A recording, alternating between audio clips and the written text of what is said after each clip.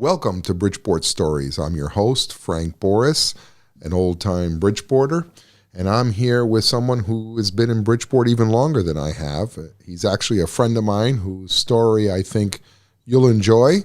His name is Harry Weichsel. Harry, welcome. Thank you for having me, Frank. So, Harry, as you may know, this is a show that interviews and tells stories of Bridgeporters and unique stories and interesting stories that people may want to hear about that they don't know about. And I know your story starts way back in the 1930s, right? Well, that's when I was born, so I guess that's when it started. Yeah, that's right. What were the conditions in Germany where you were born when your parents met? Well, my parents met in a little quaint town in Hessen in Germany. My mother was Jewish, and my father was Lutheran. And the Jews of that time had assimilated quite well in Germany. And a marriage between a Christian and a Jew was not uncommon. And so how did that change? Well, by the time I was 3 years old, Hitler had taken over. And by decree, the marriage between Jews and Christians were basically annulled. And so I never had the opportunity, for various law reasons that were put into the German lifestyle, never got to know my father, who actually was drafted into the German army. So you never met him? Not to my recollection. Yeah, I was 3 years old at that point. Wow, so you lived with the Jewish side of your family? My mother placed me with my grandparents in the same town. And my mother went to Frankfurt, Germany, which is a large city, which the Jews who came from the smaller towns went to find work and to be less visible as they pursued avenues to get out of Germany. And you lived with your grandparents in Wetter? I lived with my grandparents, yes. In that small town, right? A little burg was called Wetter in Hessen. And Hessens, of course, were the soldiers that came here with the British and landed in Fairfield. And what happened in Germany? What do you recall as a child?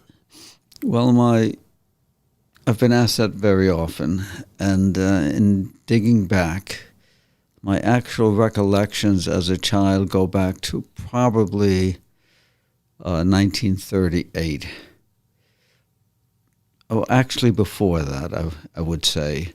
My recollections are initially of my grandfather.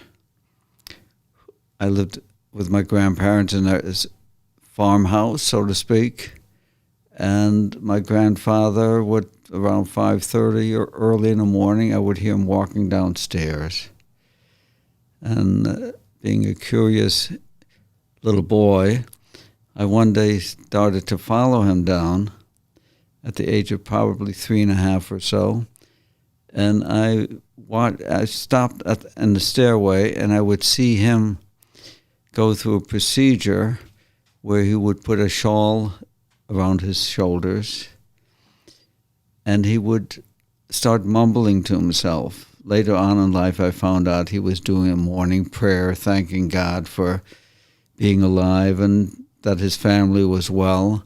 And it was kind of intriguing to me because at that young an age, it left an indelible impression.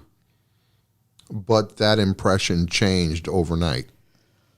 Virtually, yes. I think it's interesting to say that my next impression actually was of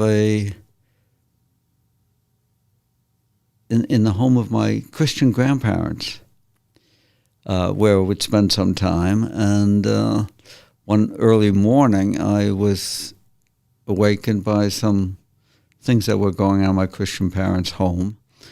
And I started to go down the stairs, and what I was faced was a bright, sparkling Christmas tree.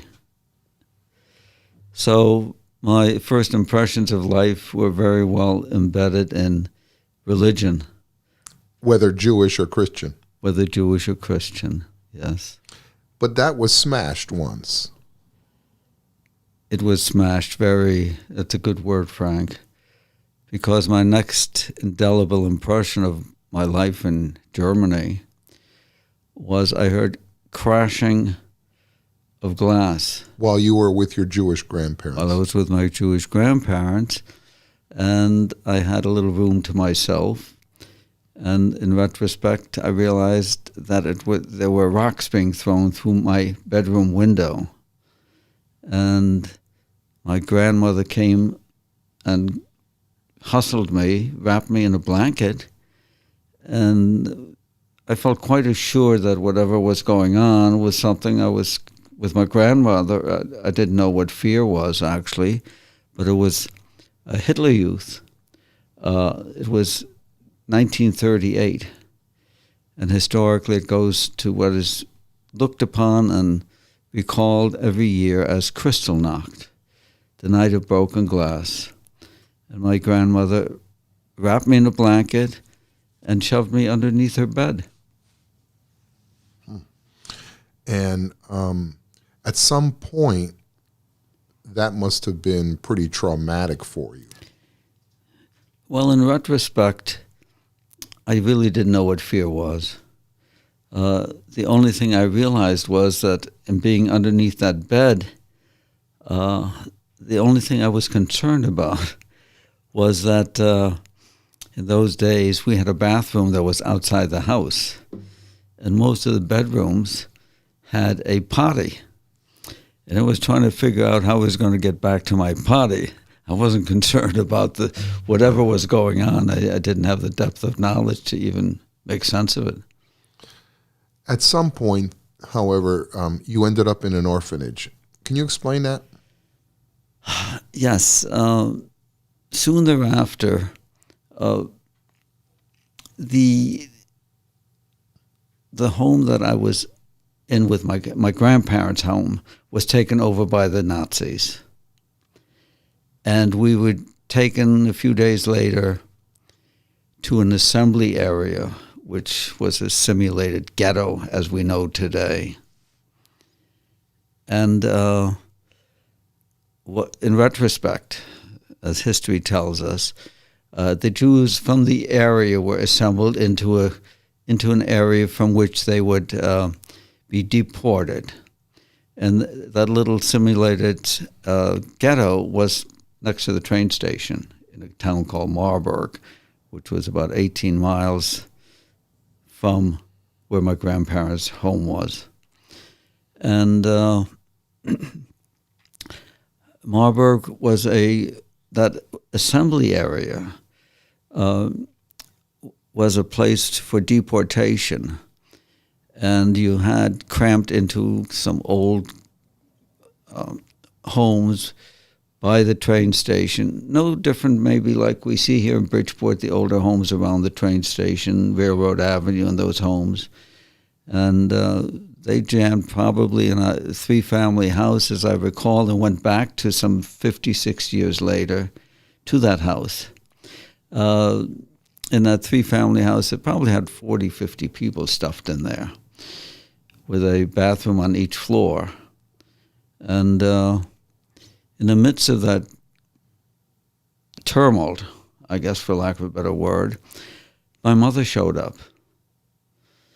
And there were a lot of tears and that I recall. And she somehow, I said goodbye to my grandparents. And she took me and got me out of that ghetto. And took me to Frankfurt. And that was a life-saving act, wasn't it? That was a life-saving event, in retrospect. All I knew is that all the beauty of my early 5 years, 6 years were shattered because I was surrounded by nothing but strangers, strange locations. And my mother took me within a few days of being in Frankfurt to be interviewed, which turned out to be an orphanage. It turned out to be an orphanage for Jewish children. In those days, the Jews were trying to escape in any way they could. Some of them saw the handwriting on the wall, and so that if one escaped, they would try to find a way to get the rest of the family out. Of course, the doors of America were sealed as well.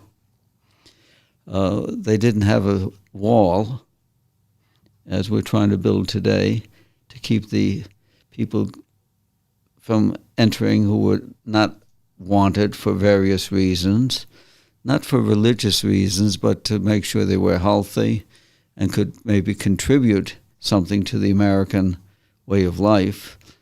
And so I ended up in that orphanage. And what was the reason why your mom put you in the orphanage rather than staying with her? Well, she was in semi-reclusion and hiding. I see. The Jews went from the small towns to the large cities, no different than going from maybe Trumbull to New York City, less visible. And there she got a job as a caretaker for a Jewish well-to-do family, which turned out to be a hiding place for Jews seeking escapism. It was a big, beautiful home. Now, you told me a story once that while you were a youth in Germany, that there was an incident with other youth. Yes. That's in retrospect, it framed my life. My first or second day being in that orphanage, we had a walk of approximately, I'd say, 1.5 miles or 2 miles to a place which was a Jewish school. And I didn't know the kids that were walking there with me from the orphanage. I just followed them. Having been there 2 days, 3 days, I was just a strange kid being entered into the orphanage. And as we were walking, we went past a sports field, maybe a soccer field.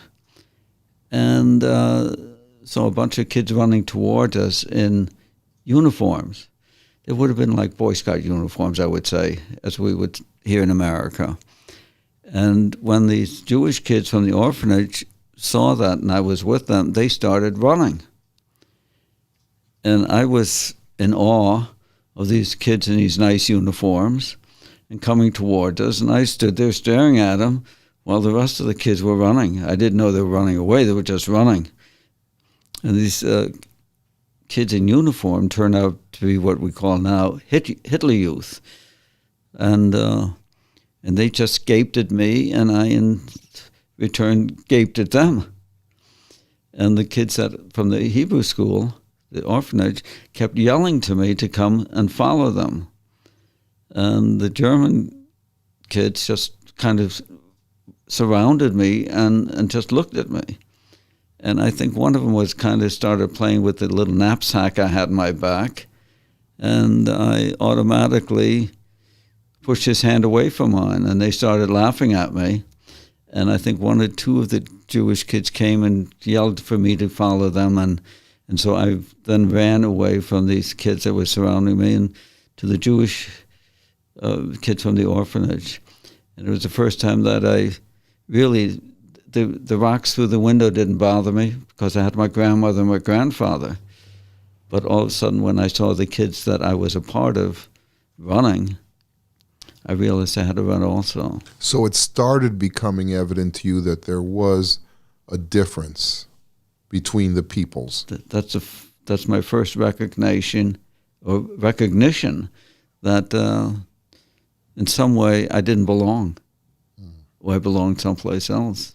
You know, it's interesting that you bring that up to me. I never really phrased it that way, Frank. Mm-hmm. Yeah. And so at some point, you had to leave.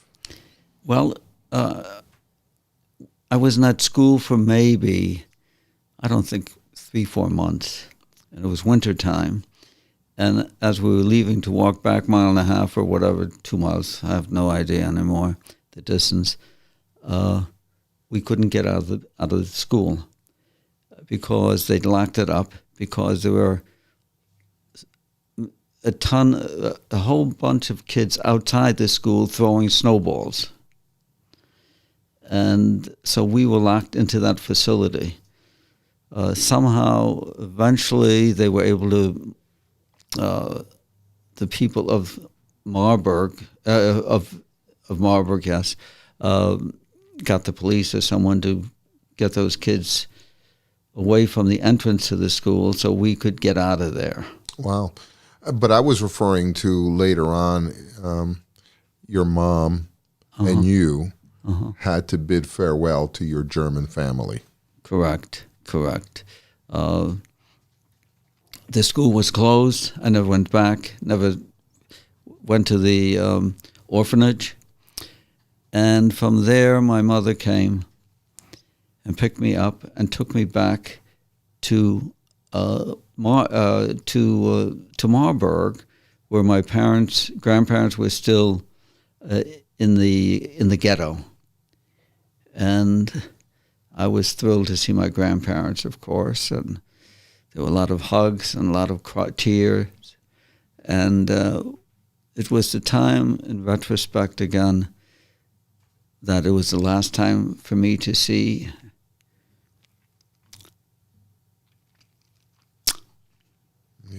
your grandparents. Yeah. That's hard. I noticed that's still an emotional thing for you to this day because of the realization that you never saw them again. Yeah. That's hard. It's amazing that every time my grandparents' names come up, it is indelibly etched in my memory. Saying goodbye. Yeah. What's your memory of what happened next? Well, that was the point where my mother, I went back to the orphanage for a short period of time, and which was an interesting time, really. As a child, all of a sudden, I was in a large group of bedrooms, and the windows had black shades on them, and then the sirens would go on because the war with England had started, and the kids would pull the black shades back, and we would watch the searchlights. As the sirens came on, the searchlights went on, and then the British planes would come either in the range of Frankfurt or around Frankfurt. They were not bombing at that point the major residential complexes, no different than they would maybe bomb Stamford, but not New York City. Mm-hmm. And that was kind of exciting. Again, not realizing that there was something to fear. But then we had to go into air raid shelters from there. And when I saw the adults in fear, then I realized that there was something to fear. And shortly during that period of time from the air raid shelters, my mom picked me up again, dressed me up, and we went our trip to America. We ended up, from there I went to Berlin, and I was interviewed and medical review by doctors that I was healthy, that I was not carrying any diseases, and that I was psychologically normal. My mother had warned me, I guess, or simply said to me, Helmut, which was my German name. What was your birth name? My birth name was Heinz Helmut Kutsch, but I was always called Helmut. And at the age of about 90, when I talked to my mom about that, she laughed. And she said, I forgot that your name was Heinz, because we always called you Helmut. And which, when I arrived in America, if I can skip forward a couple of minutes, when I landed in America, within 2 or 3 days, the one thing that I was geared for was to be in America, and I didn't want to have an American name. So within 3 or 4 days, we had some cousins that we were staying with who had a son who would have been my second or third cousin. His name was Henry. But I didn't have a particular fondness for Henry. Don't ask me why. But his mother said, well, why don't you name... They said, let's give Helmut a nice American name. So they said, the mother said, why don't you call him Henry? And I said, no, I don't like that name. So they gave me a list of several, and they said, well, how about Harry? So you got to choose your name. So within 3, 4, 5 days or so that I was in America, I became by name an American. How is it that you got to America? That was a trip. My mom somehow, well, my mother had 2 brothers that had seen the writing on the wall from 1933 on that the Jews were limited their life was limited in some way or another. And she had two brothers that had left Germany earlier, like in 1936. And as soon as they got to America, or soon thereafter that they landed in America, they joined the American Army. And when the war, I'll try to get to the point there, as American soldiers, I think they were able to get 2 visas. It probably didn't hurt that you were half Christian, too. In retrospect, again, that only came to me maybe 20-some years ago, because there was never conversation in our house about the early years. They were too horrible.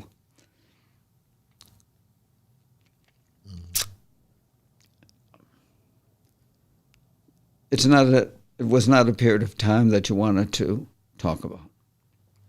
I'm surprised at how much it affects me even talking to you, Frank, because we have talked about it. We've talked about it before. Yeah. So where was I?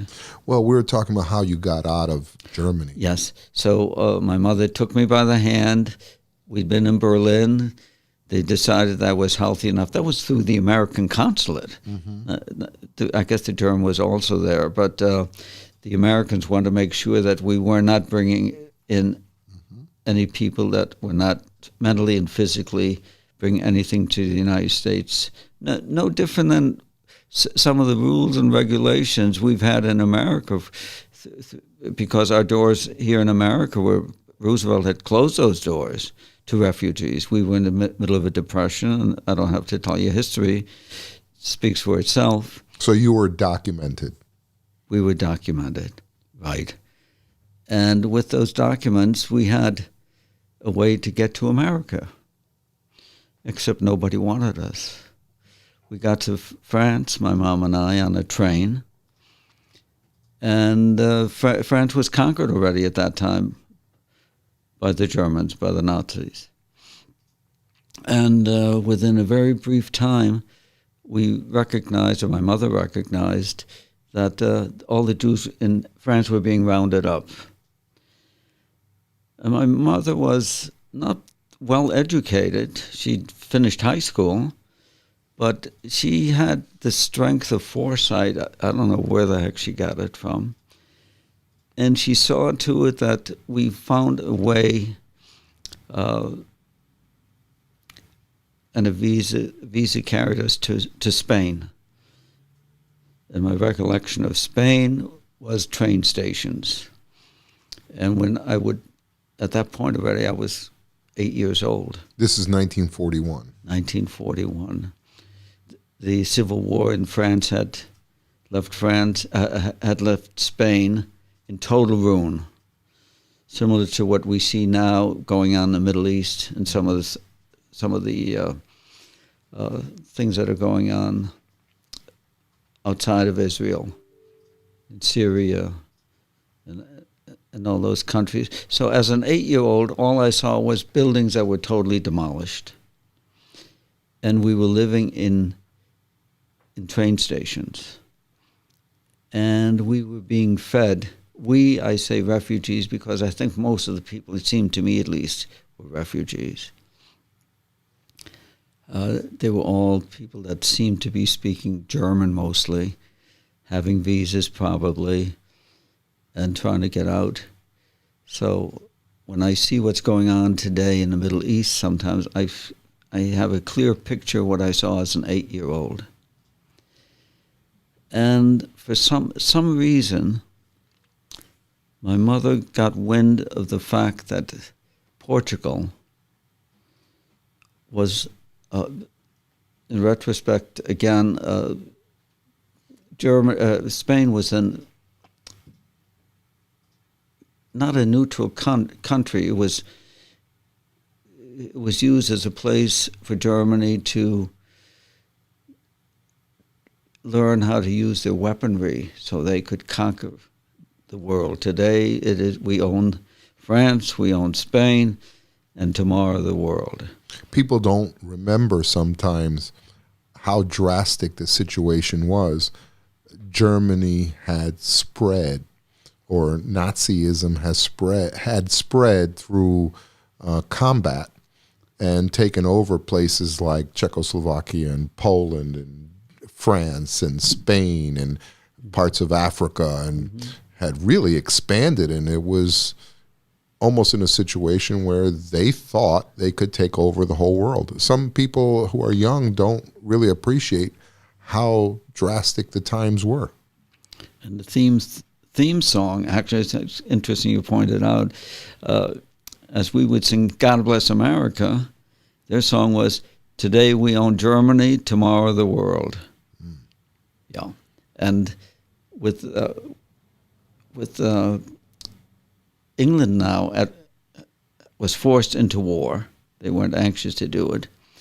And begging America for weaponry so they could stand up against it. So at the time you and your mom were headed to Portugal to exit, as it was the case in the movie Casablanca, after they left Morocco, people were flying to Lisbon to get out to the United States. Your mom and you were getting into Portugal so you can get out, and America wasn't in the war yet. Exactly. And so you did get on a boat, didn't you? We got to Portugal. I'd like to drop that one thing into the conversation, that living on the floor of these train stations, we were provided with blankets and some food. And for years, when the subject came up, I would say to my mom, no, I would say the Red Cross was there and fed us and gave us a warm blanket. And my mother said in her quaint German accent, no, it was not the Red Cross. It was I had mentioned to you, they're from Pennsylvania. Oh, the Quakers. The Quakers. Yeah, in her German accent, she would say, it was the Quakers. I said, what about the Quakers? The Quakers. It was the Quakers that had these refugee stations at the railroad stations that provided some comfort and food. And that's something that was also so very visible to this day. And your mom must have been concerned that at any one of these stations, your traveling could have been interrupted by the Germans. Yeah, I didn't know Germans from non-German, basically. It was just that we were fleeing. There was something bad where we were, and we were going someplace that hopefully was better. As she said to me when I left my grandparents, she said, and the school's closed. And she said, well, I'm going to find you a better school. That's what you knew. Wow. And what happened in Portugal? Okay, in Portugal, again, somehow the Portuguese people found refuge in some of these older buildings near the water, near the harbor. And she found out that there was a boat at the harbor that had been brought there by some organization, like we find today, where we send people to these countries in need. And we would try to, here today as Americans, try to help, whether it's in the Middle East, whether it's in Africa, wherever there are people in refuge, seeking refuge from horror. And that there was a boat there designated for orphans of the Holocaust, which we call it now, orphans from Germany primarily. And she left me with some people from this maybe it was called maybe a ghetto, an assembly place, and went down to the harbor and found that boat and introduced herself and went there and asked if we couldn't get on the boat. And with her persistence, they agreed finally to let me on the boat. There was no destination designated at that point, and but she couldn't go. It wasn't until later on in life that, as these things that I started talking about, that what she did finally, after maybe, I understand she went there 5, 6, 7 times, she wouldn't give up. She made an offer that she would work on the boat wherever we went, but she wasn't going to leave me behind. It's quite a story. Yeah. And next thing I know, we're on a boat. Now, this is World War II, and the Atlantic Ocean wasn't the safest place to be. True. I guess my next experience with fear, was that it happened to be a German boat. No, it was a Portuguese boat called the Monsino. I found out maybe 6, 7 years ago. And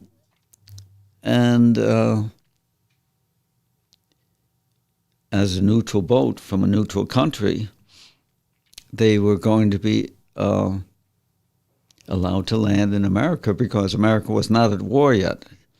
This was in August of 1941. The thing that was struck fear, because a child doesn't know fear. We only know fear through our adults. But the fear on the boat was that everybody talked about being torpedoed, because of that at that point already the Germans had the U-boats. Right, the U-boats, and they were sinking all the American what they call victory ships. We were sending our ammunition to the British. Right.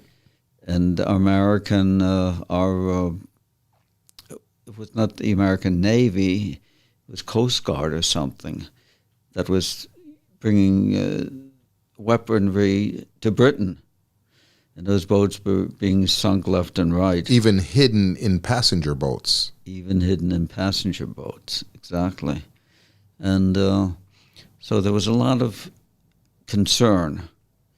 But of course, we were now in the Atlantic Ocean, And I think because it was, it's a good point, Frank, because it was a boat that was from Portugal. Traveling toward America and not the other direction. Right.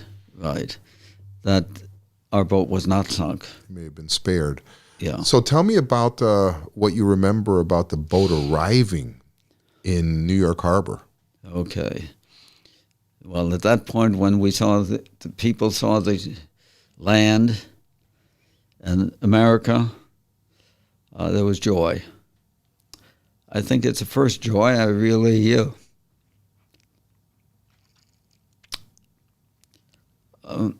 remember.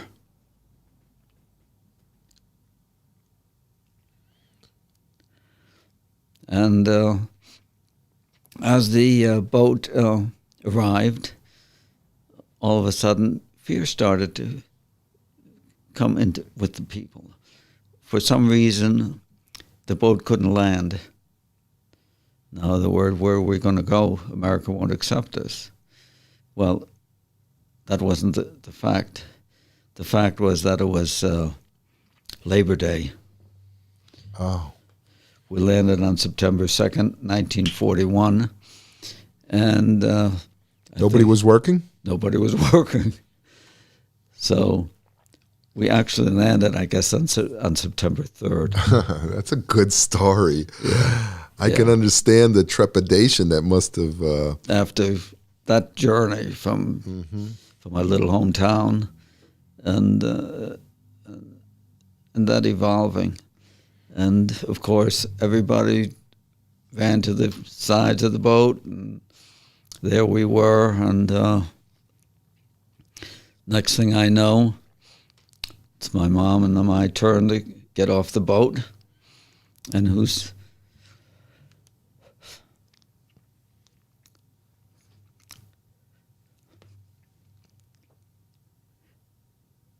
amazing. Yeah. That we've been through this. And every time it has the same effect. Yeah. There was my mother's brother. Mm-hmm.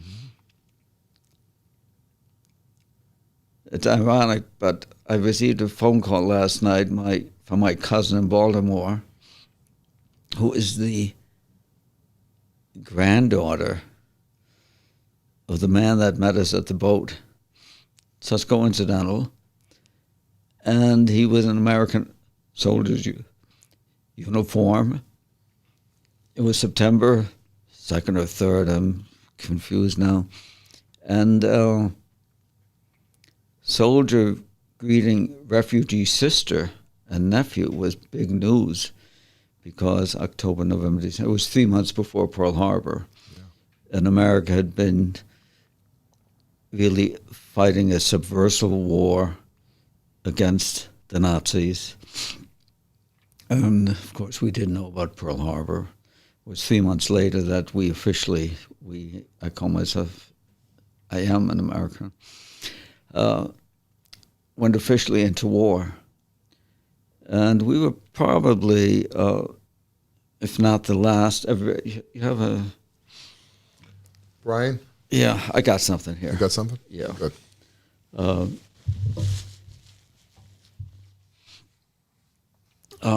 May have been the last boat, or next to last boat. People say, do you see the Statue of Liberty? No. The entrance to our harbors here in America had been protected already. So we landed somewhere in New York City, but not, we didn't see the Statue of Liberty. And so there was my uncle in his uniform, greeting his sister and nephew. And all of a sudden, the camera started flashing in our faces. I didn't know what was going on. I've seen that picture in that article. You've shown it to me. Yeah.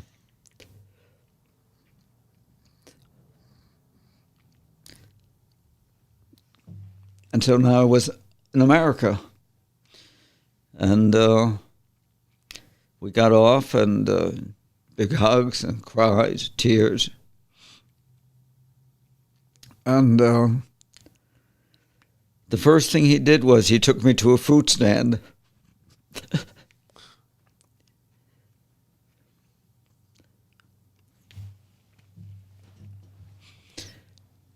And he handed me a peach. And I felt the peach. And a fruit stand is like what we take for granted in the supermarkets today, all stacked neatly. And he had me take a bite out of the peach. Very symbolic.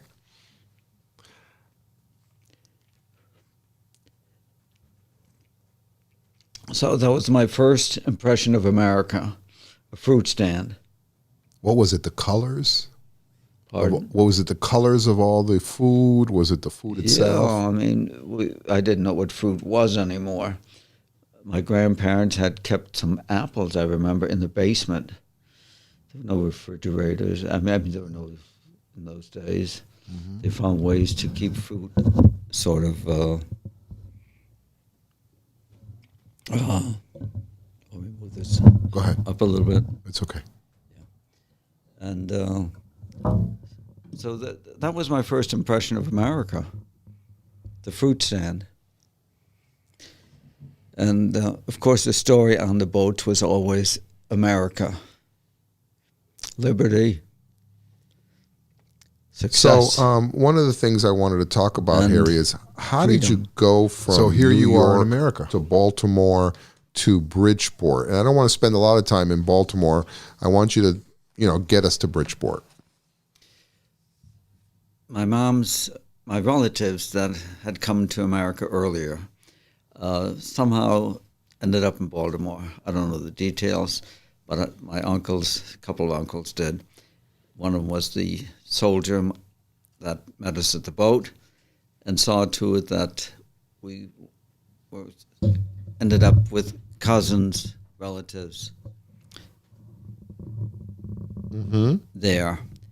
And after a week or two, they saw to it that they immersed me in a school in Baltimore, and which was my first adventure in America, and was interesting from the standpoint of they didn't have German as a second language, as we have sometimes in some of our schools. Spanish is second language, and they just I was going on age of 9. And had maybe 3 months of schooling in Germany at most. So the rest of my life's experience had been on-the-job training. I have to interrupt just for a quick second and let people know who didn't hear the previous show that your father was Lutheran, your mother was Jewish, and because of what was going on in Nazi Germany, you had to escape and leave your family behind, except for your mom. And then you ended up going through Europe and landing in New York, and that's how you got to Baltimore. I'm sorry, I just wanted to make sure the audience understood the past. Right, and the schools in Germany were not allowed to take Jewish kids. Mm-hmm. Yeah. And so they plopped me into, I guess, for first day or two into my age group. And being 8.5, or so, they put me in a group where kids had these little chairs, and the teacher made some gestures. So I picked up my chair like some of the kids. They had them in groups of about 8. And I started walking up to the front, and she's gesturing to me, and I thought I wasn't supposed to do that, so I walked back, and then she's gesturing to me, and I started coming up again and back again, and I got angry at that point somehow, and I just put the chair in the middle of the floor and I sat down. That was my first time at standing up for myself, I think, in life. And I had a cousin who was in the 4th grade, and so they called her down, and she said to me in German, "Was machst du, du blöder Kerl? What are you doing, you stupid jerk?" Just sit there and mind and shut up, or something to that effect. So that was my first experience in America. And I still, when I talk to her, she's still living, We always bring that up, how she came down to rescue me and tell me to shut up in German. How did you end up in Bridgeport? I ended up in Bridgeport partially because of the picture that was in so many of my mother and I with my uncle landing in America. It was in New York papers and Chicago. I know all of that because we've gotten copies of those pictures. People who somehow had known my mother, cousins, relatives, so forth. And my mother had, as the Jews did who were in reclusion or semi-hiding in these large cities, they had their own little underground world, so to speak. And they would try to make the best of this underground world, and they'd play cards, and they'd associate. And one of the men that she had become comfortable and knowing each other, they had a group, and when our picture was in the paper in New York City, he said, oh, he knows her. You know, they were somehow in seclusion. Never romantically involved, from what I understand, just friends who hung out and found some friendship avenue. And he came to visit us while we were still in New York. The German refugees had sort of a little congregation. It's no different than in Bridgeport. We had a little Italian area, or Polish area over on the East End. And today we have areas where Portuguese, and not Portuguese, well, Portuguese also, they have an area now. Birds of a feather, people speaking the same language, having the same interests, try to congregate and move near each other. And he came to say hello to us, and they went out for coffee, and some of them would go out to coffee houses, which were, as I understand, underground also, and but try to live as normal a life. And when we ended up in Baltimore, they continued to communicate, and he was a lonely man. She was a lonely woman. They apparently had a friendship, and he let her know that there was work in Bridgeport, and if she would marry him and come to Bridgeport and start a new life. And she said, well, I'll do it if you adopt my son and take care of him. And he said, gladly. What was his name? Ernest Weichsel. Ernest Weichsel. Ernest Weichsel.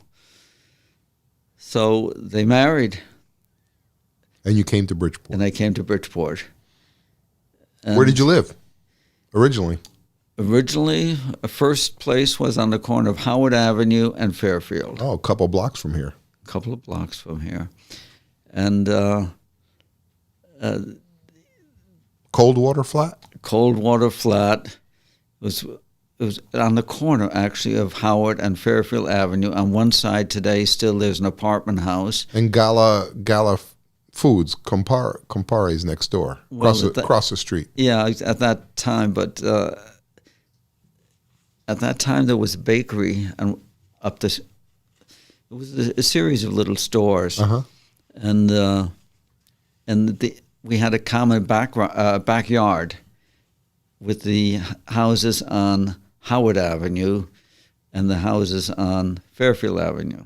We had a common backyard, and there were some kids in that backyard that were my age. So, what's your early memories of America as a youth? Yeah, well, so my memories from the get-go were good. The time in Baltimore, where Cowboys and Indians. Did you watch TV or? Well, there was nothing to watch. There was no. There was television. no television. Back then. Okay. But yes, my first impressions of America were all positive. I met relatives, I met cousins, I stayed in different homes. Wherever there was an extra bed. What was specific to Bridgeport? What was specific to Bridgeport was the Liberty Theater, which was up the street from the West End Theater. And they were both on State Street, corner of Colorado Avenue approximately. How's that one? Wow. And for 11 cents or 7 cents or something on Saturdays, the kids would go to the movies. So my first impression of America was some friends and movies. How about in school? Were you speaking German or English, and how did that affect you? That's my first days in real school were challenging. And after, I think the second or third day, I refused to go. And the reason I refused to go was because I wore short pants. What school? Elias Howe. Oh, down the street on Clinton Avenue. Down the street on Clinton Avenue. And we lived just, Howard Avenue was not that far away. And the kids would make fun of me. And from the time of my first experience in the orphanage, I think I learned somehow through survival to stand up a little bit for myself. And I think I stood up for myself by refusing to go to school with short pants on. And the Jewish families who lived in that area at that point, Hancock Avenue, Howard Avenue, State Street, Fairfield Avenue, all the way into semi-Black Rock, helped each other. The temple was on Hancock, right? The temple was on Hancock Avenue. Where Good Shepherd Church is now. Yeah, it's called the Road of Sholem at that time. Mm-hmm. And so within a day or two, there were some long pants and some American youth clothes, and I went back to school. The clothes were there was a doctor on Clinton Avenue right down the street from here, Frank. His name was Dr. Braun. Uh-huh. And he had a son my age, Peter Braun. And Peter became my best friend. Is he still alive? Peter is alive and well and living in Boston. So say hello to Peter. Hi, Peter. He gave me my first pants, and he gave me a Mackinac jacket, which were the thing at those days. They had like wooden buttons, and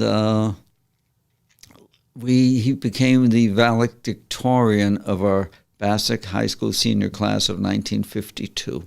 Now, didn't you tell me that in grammar school you had difficulty because here you are escaping Nazi Germany because you're Jewish and you're here and you sound German?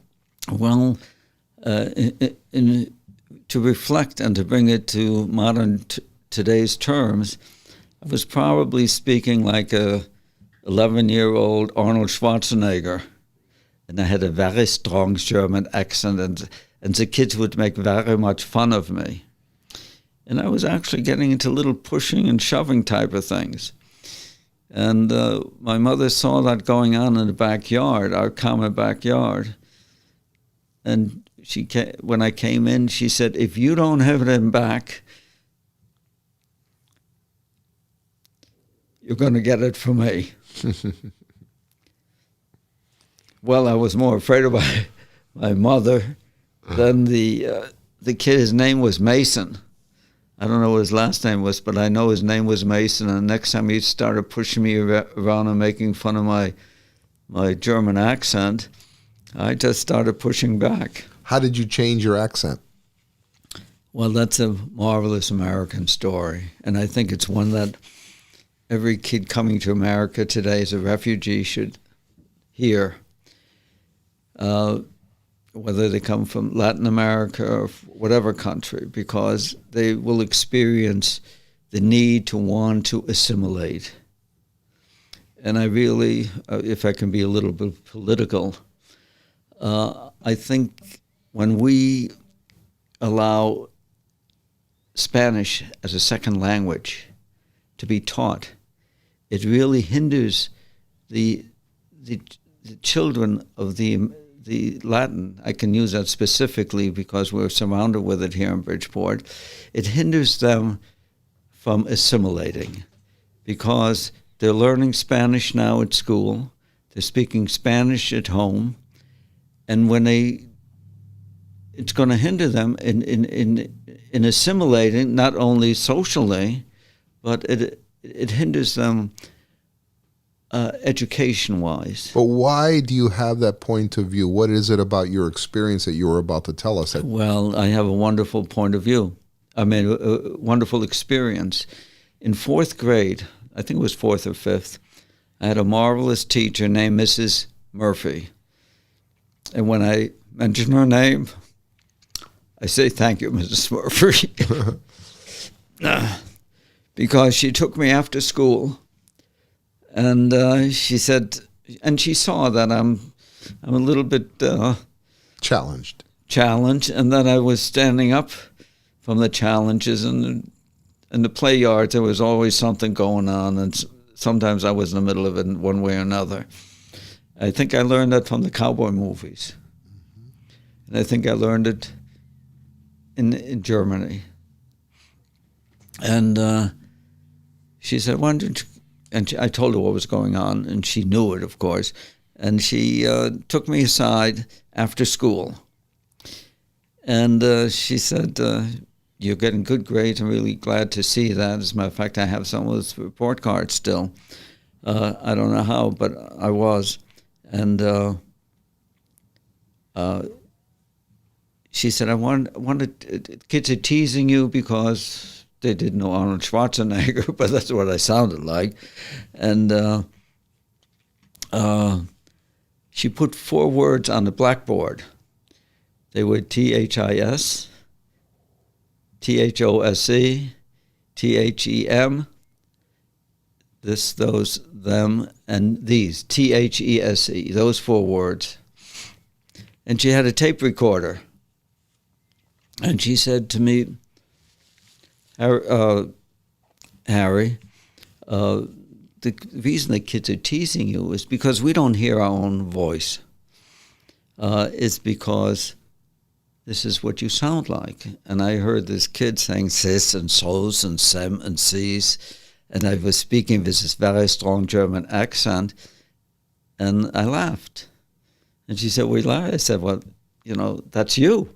That's why they're teasing you." And it's the reason I would love children today to hear that little aspect of why I speak so fluently, and my this and those and them are not sis and sos and sem and sees. And so she had me repeat those, and she said, "Put your tongue between your teeth, but don't bite your tongue." And I went this and sos and sem, and I was sputtering it out, but my tongue was coming forward from the German accent, of course, comes from the back of the throat. And she gave me that tape recorder, and she said, "I want you to do that 20, 25, 50 times before you go to sleep. And when you got up in the morning, 25 times. And I'd say that within a year or so, I had virtually lost my accent. Now, this was Mrs. Murphy from Elias Howe School. Mrs. Murphy from Elias Howe School. 1942? 1942. No, it was 1943 or 4. 43 or 4? Yeah, Right. It took me a little time, but I always thank her. Now, moving forward, your mom did a lot to assimilate and to provide, as did your stepfather. Yeah, I mean, that's really the story of Harry in America, because they did exactly what is done today still in Bridgeport. And what was the first jobs? What were the first jobs? And it's because I love Bridgeport. Mm-hmm. All the things that have gone on, good and bad and in between, it's a city of working people. And they go through exactly what my family went through. Jeez. unbelievable. That's okay. So, So you have feelings because this is who you are and this is what you were made of. So my mother started, when we lived on Fairfield Avenue, we had one bedroom, a living room, and a sort of a kitchen. But there wasn't just my mother and I and my stepfather now. Well, he was my stepfather because he immediately adopted me. Mm-hmm. But there was an uncle, not even a second cousin, but everybody was related, was an uncle who was had been a refugee, but his wife didn't make it over, and his daughter didn't make it over, and he didn't know anybody, so he moved in with us also. So I had my mother, my stepfather, and uncle, who I shared a bed with. Now I'm sharing a bed with this older man, which was not very comfortable, but that's the way it was. You made do. People made do. And so my mother's got, some people found out there was Jewish refugees, so Jewish families, more well-to-do, settled. She started cleaning their homes, just like people do today who come from wherever they come from, whether they come from, wherever. Right. And then she started, what happened after that? And through that, she was able to get a job in a factory. Do you remember the name of the factories? Well, I think it was Lorraine. I don't know why, but it was somewhere here in Black Rock, that whole black area.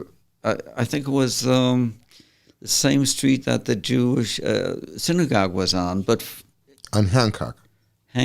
Not in Black Rock. You mean the west side? Right, side. the west side, right. Mm-hmm. Hancock Avenue. What are those other streets there? Howard, Hancock. How about Casco and all those? No, Casco I don't think was there yet.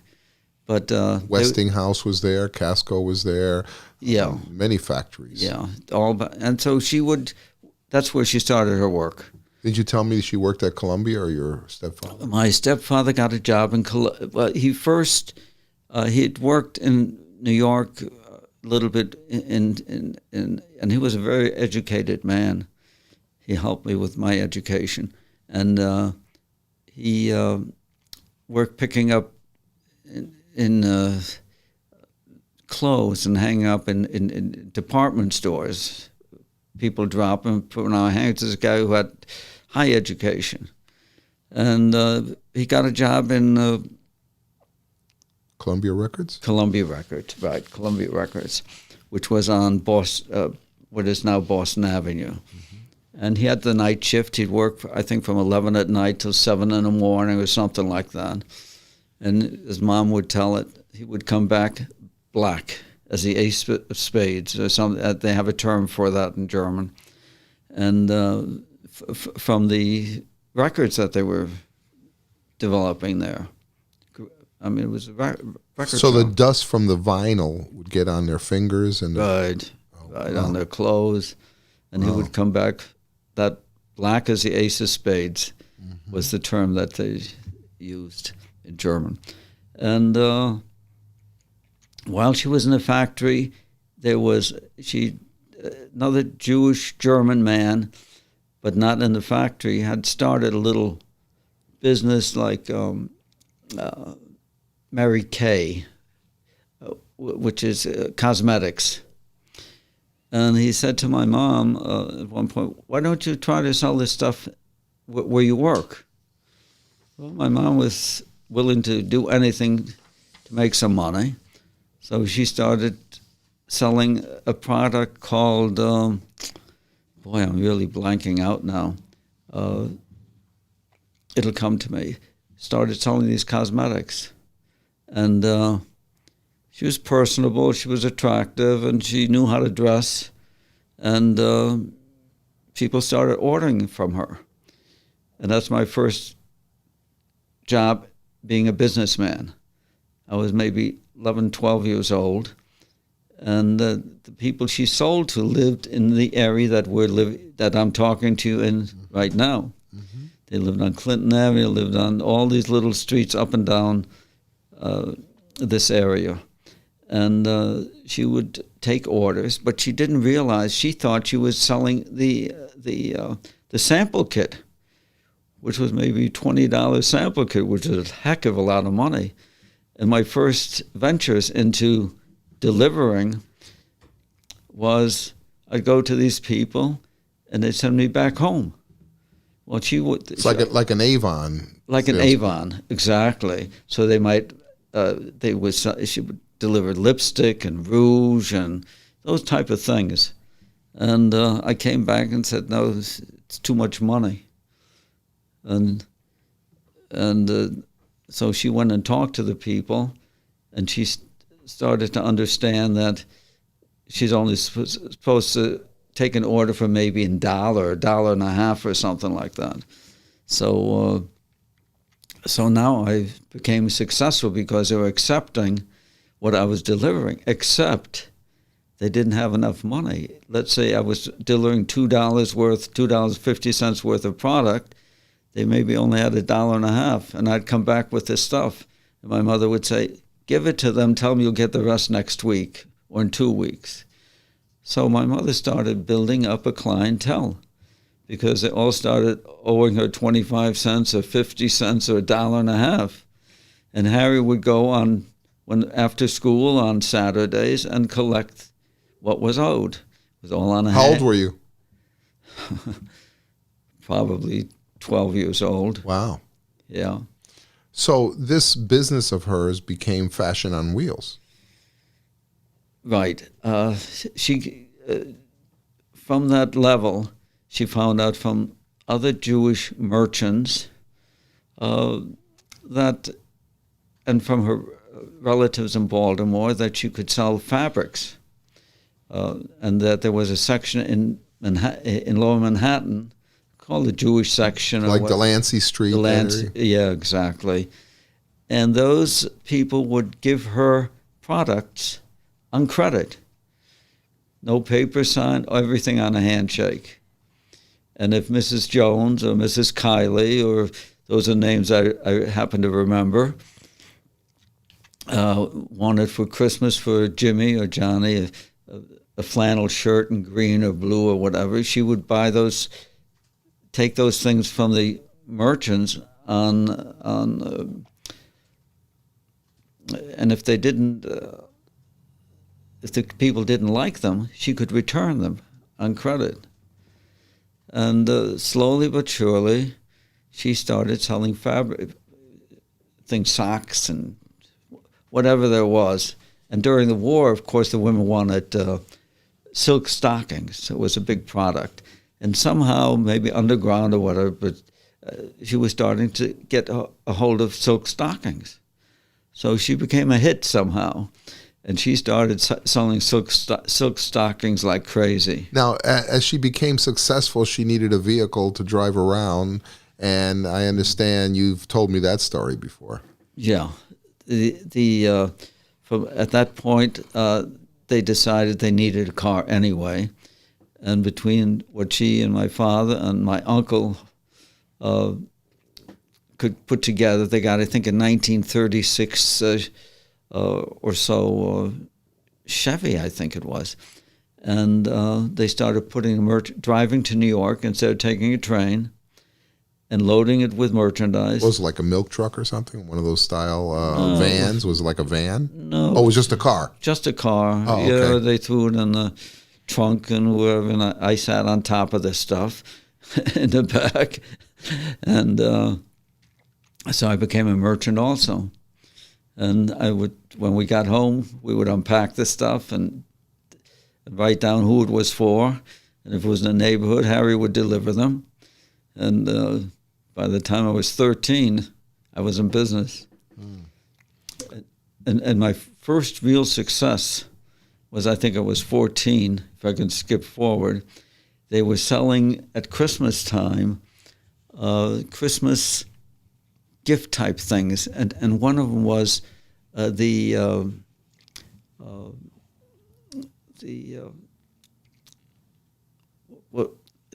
we called it Jesus Christ, the nativity scene in a box that was lit up, and you turned it, and it had music on it. And I told my mother and father, I said, I think I can sell that. And we were in Yellow Mill Village, which became Father Panic Village, which is now whatever, and places where people were assimilated, gathered. And so I would go from apartment to apartment selling. Italians, blacks, African Americans, all kind of people. It was predominantly Slovak. Slovak, Italian, Polish, that all lived in that area, really. And a place like Yellow Mill Village was built by the government, federal government, so they could be close to their labor. Mm-hmm. It was a labor force that was brought in to Bridgeport. And so they wouldn't have to take a bus. That was the only transportation at that. There weren't even buses. There were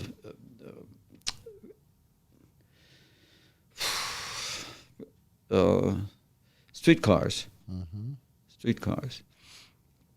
And so I ended up selling those nativity scenes like it was chocolate at Easter time.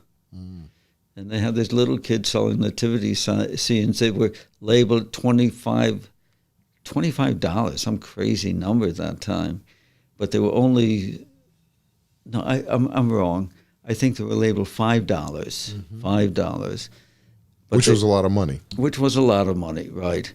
And I think they only cost $1.50 or something. Now, I've seen pictures of your mom in the van, your little mom driving a van. Okay, we from that level, we ended up getting a station wagon. And I was in art school. I mean, in school, in high school, we were taking art. And I made signs called Fashions on Wheels because we had gotten to sell fabrics, clothes. And I stuck them into the window. And when we went on the Merritt Parkway, at that point, you couldn't have commercial vehicles. Commercial vehicles. So we would take the sign out of the window and we'd go on the Merritt Parkway. So I was a little bit ingenious, I must say, compliment myself. And from there, the business grew, and I started developing in high school my own route, so to speak. And I started selling products that were more familiar to me, and doing the bookkeeping for my parents a little bit so they could be out selling and labeling prices on the products, all in our basement. We'd moved over to Maplewood Avenue at that point. Yes, 260 Maplewood Avenue, corner of Norman Street. And there was Lip Tax, the butcher, and across the street was a little candy store. Names are escaping me for the moment. And another grocery store. And next door to me, upstairs from Lip Tax, was the Dumas family. And I'm still friendly with Gene Dumas. He had quit high school basic at 17 and joined the Navy. Now, you went to Harding your first year, then you went to Bassick after that. Yeah. From I went to Maplewood, right? From Elias Howe, you went to Maplewood. Right, went to Maplewood. And from Maplewood, my parents had enough money to put a deposit on a house. And they put a deposit on a house, a two-family house on Locust Street, which was right in back of, at that time was called Harry Tomlinson's. It was a hot dog stand. Which we know as the Greeks. Which we know, right. Harry Tomlinson sold it to a Greek family eventually. And that was terrific because I could go for hot dogs anytime I wanted to, and there was a diner, White's Diner down around the corner. Which is still there. Which is still there. And when my parents couldn't get home for dinner, they said, go to White's. So White's became my second home. and I still love diners to this day.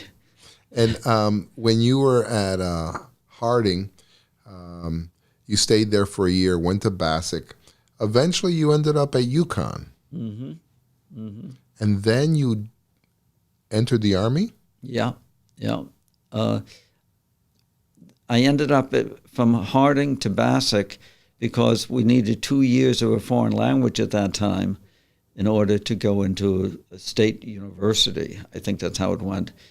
And all they had at Harding was Latin, Spanish, and French. So I took Spanish. I don't know why, because I did have in the back of my mind that Spanish was a growing language. Mm-hmm. And so Mrs. Riley, my Spanish teacher, said, "Harry, I think you should go to summer school. You're passing, but I'd like to see you get grades like your other grades." And she saw to it. I said, "I can't do that because I had to work after school. She wanted me to go to summer school." Yeah. So she saw to it. She went to see the principal there and saw to it that they made arrangements for me. If I can get there, I could go to Bassick, because at Bassick they had German. So now I became pretty much an all-A student, because I could teach my German teacher how to speak German, and the other courses weren't that difficult. And I didn't have to we were speaking German at home and trying to learn German at home and Spanish and God knows what at Harding. It just got out of hand. So from there I did go I got accepted to UConn. And at UConn, I became my own person, really. And that was wonderful. And then when you went to the military, you ended up coming back. Why was it important for you to get back into your parents' business? Right. Well, I had ended up in Huntsville, Alabama, and was able to, rather than going to Korea, they ended up leaving me there because I spoke German fluently, and we had the German rocket scientists there. So rather than being in the Navy, say a plebe or something, I ended up being a liaison to a lot of the German soldiers that we had coming there, teaching our American soldiers how to use our weaponry, our rocket weaponry. And we had Werner von Braun there, who had created the rockets that ended up bombarding Frankfurt. So from there, I knew that my father had developed pneumonia. He had been sickly because he'd been in a concentration camp for a while before he escaped. And by this time, you've learned that your whole family in Germany did not survive the war. Yeah, that they were all killed by the Nazis years earlier. Obviously, we didn't talk about that at all, but I know that was part of your history. Yeah, I'll get briefly into the point is that no one knew what happened to the families. We knew they were probably did not survive. In my bar mitzvah speech, that was in 1946, a year or so after the war, I said, I still have that even though the war is over, we still hope that in some way our families have survived, particularly my grandmother and grandfather. But of course, I wasn't to be. Right. Yeah, and help me. No, and then I just brought that up because we hadn't discussed it, but you were at the point where you came back to work at your parents' business. Right, and so I wanted to stay in Alabama, really. I loved it down there, and I liked what I was doing. I started a used car business already on the side of my military obligations, but I decided to come back under the promise that Mom would get out of the truck. At that point, my mother we had bought a small UPS truck. Yep, and there's a truck manufacturer that was at the end of Knowlton Street, I think it was, or further down where the racetrack was. So H.I. International? International Harvester, exactly. Yeah. Thank you. Yes, International Harvester.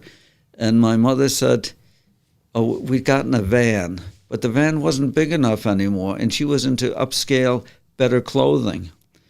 And so we couldn't figure out what to do, and so she wanted a truck that she could hang her clothes in. So we went to International Harvester, and they saw this little 5'1" woman wanted to climb into what's now a UPS truck, and she climbed into one, and she couldn't reach the pedals. And she said, well, make the seat a little longer, fix it so I can drive it.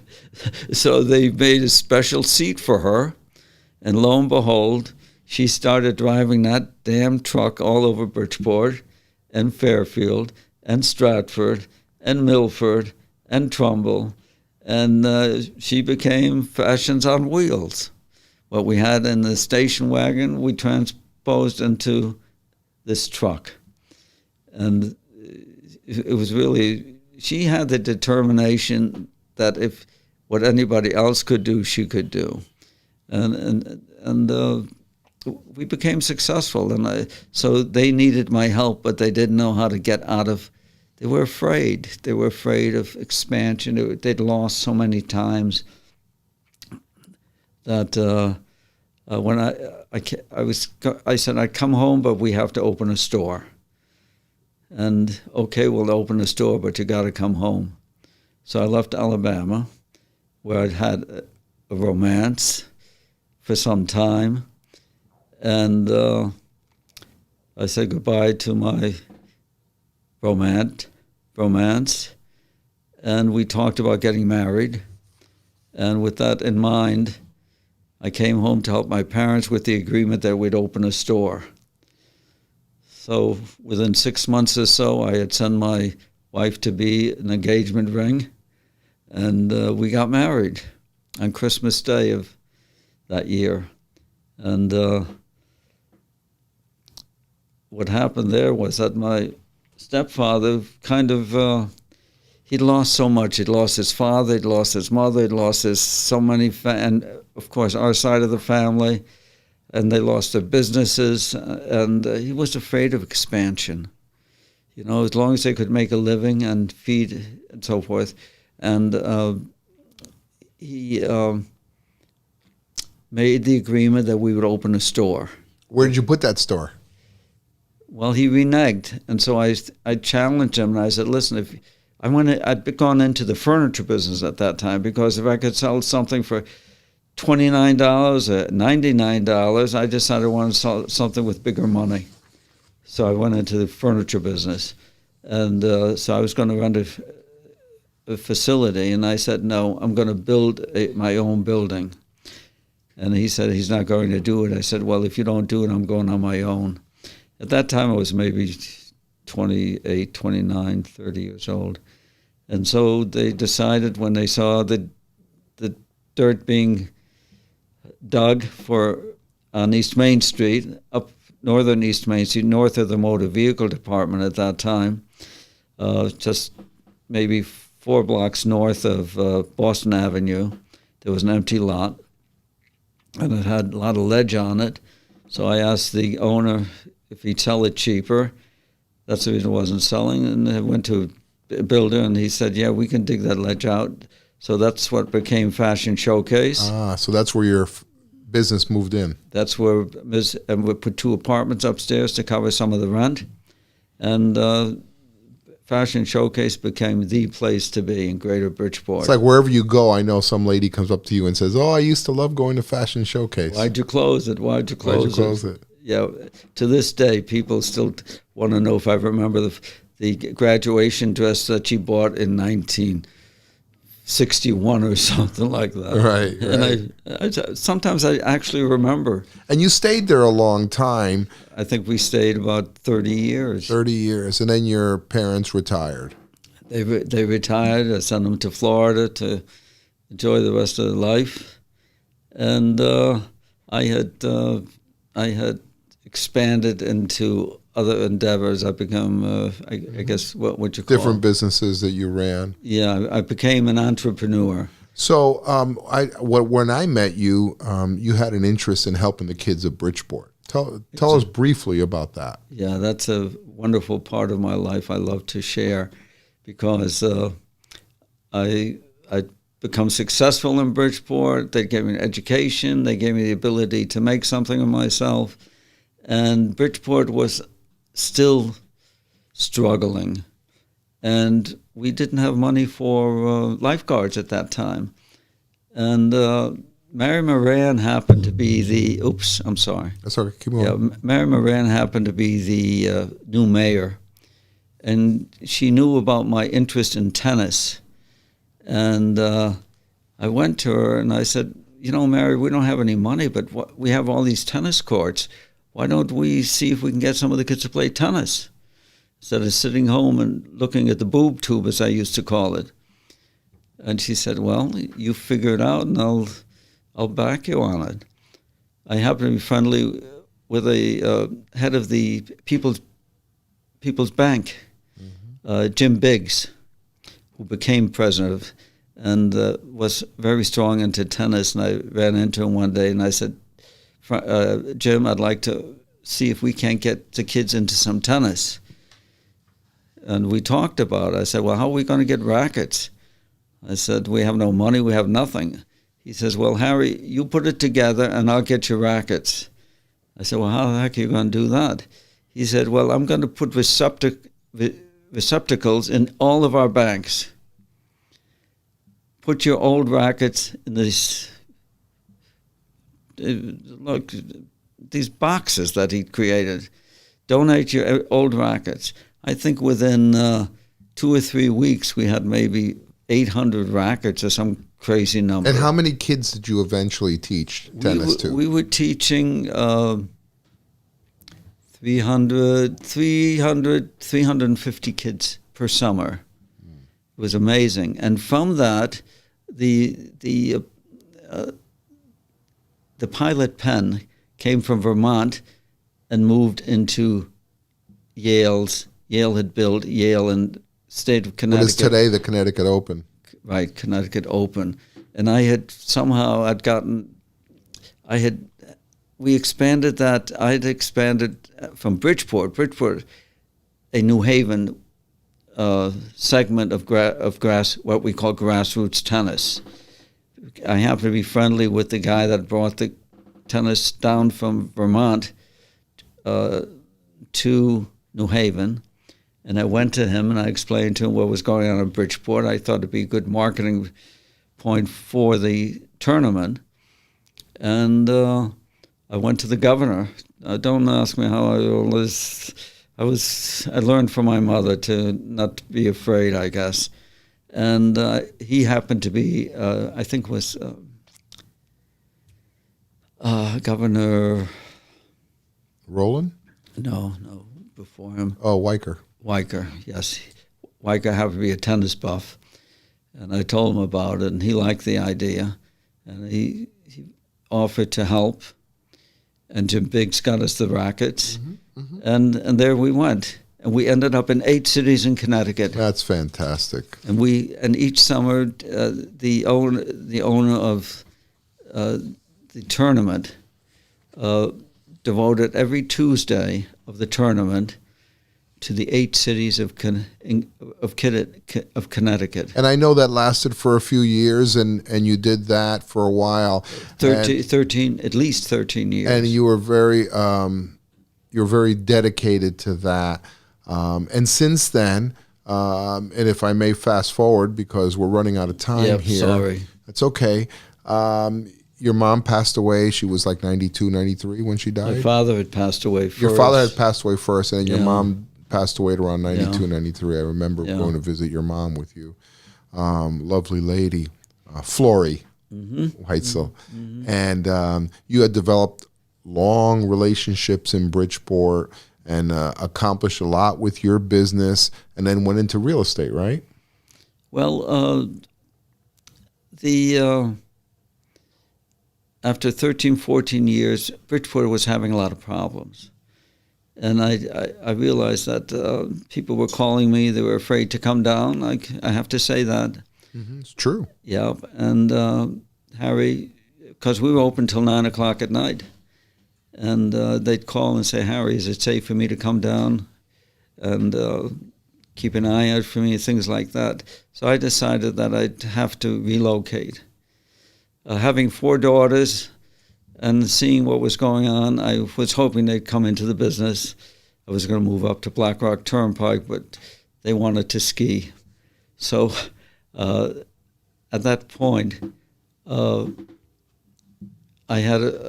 was going to close the business, and I had anywhere from 9 to 12 people from Bridgeport working there. I converted the basement into a more showroom and took the upstairs, which was rented. But you had to close it down.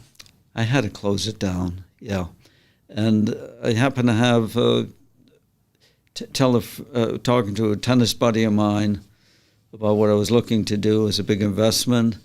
And he said, well, why don't you come in with me? I said, what, into real estate? He said, yeah. I said, what the heck's the difference? And he convinced me that I'd be if I could sell women dresses, I could sell, I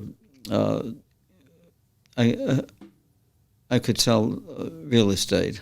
And you did that for quite a few years. You're still doing it to this day. So I agreed. We opened Westport Realty, which was not in existence, if you can believe that. Mm-hmm. We found out that Westport Realty was not done, and we became, honestly, immediately successful.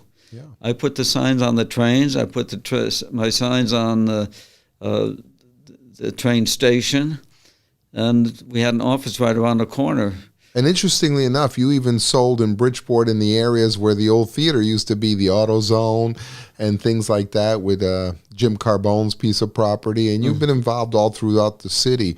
As you look back on your life and you look back at Bridgeport and what it's done for you and your family, and the fact that you've decided not to leave Bridgeport and to continue to live here, what words do you have for our audience about the role Bridgeport played in your life and what it means to you? Bridgeport is a harbor. I've never used that term until now. It's a harbor for people making America what America portends and is. It's a home, like they say on the Statue of Liberty. What's it say, Frank? Oh boy, about huddled masses. Give me your hungry, your poor, your huddled masses, something to that effect. Right. And Bridgeport is that, and I think we reflect it in so many ways, and people should not give up on it. If anything, and I see this around me now, where people, second generation or first, are getting involved in politics. And my dear friend Frank here, who actually volunteered when we started grassroots tennis. Mm-hmm. He was working for a bank and soliciting something for them. Right. What were you soliciting? Well, we just helped you get it off the ground. Yeah, and Frank said, I said, well, would you like to get on our board? We're making a board of directors. And he said, well, I don't know much about tennis. I was at the Bank Mart at the time. You were at the Bank Mart. And as you look at Bridgeport, where it's going, what are your thoughts about the casino and maybe other development that's taking place? What would you like to see happen here? Well, I don't know if a casino. I think a casino is doable, but whether and the highways are starting to develop.